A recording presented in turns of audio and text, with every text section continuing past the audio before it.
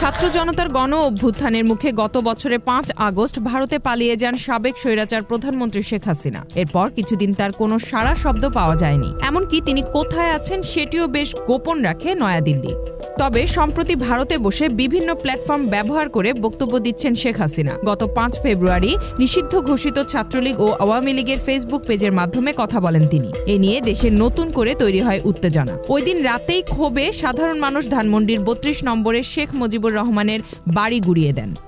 এছাড়া তার এই বক্তব্যের পর ঢাকা ও দিল্লিতে বাংলাদেশ ভারতের দূতদের পাল্টা তলবের মুখে পড়তে হয়েছে। এমন পরিস্থিতিতে আগামী সপ্তাহে ওমানের রাজধানী মাস্কটে অন্তর্বর্তী সরকারের পররাষ্ট্র উপদেষ্টা তৌহিদ হোসেন ভারতের পররাষ্ট্রমন্ত্রী এস জয়শঙ্করের সঙ্গে বৈঠকে বসতে যাচ্ছেন।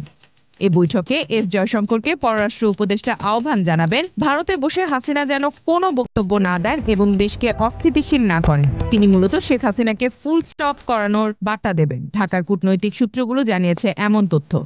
সূত্রের খবর, আগামী 16 ও 17 ফেব্রুয়ারি ওমানের মাস্কাটে ইন্ডিয়ান ওশেন কনফারেন্স হবে। সেখানে পররাষ্ট্র উপদেষ্টা ও ভারতের পররাষ্ট্রমন্ত্রী যোগ দেবেন। কনফারেন্সের ফাঁকে দুজন বৈঠকে বসবেন। উভয় পক্ষ এই বৈঠকের বিষয়ে সম্মত হয়েছে।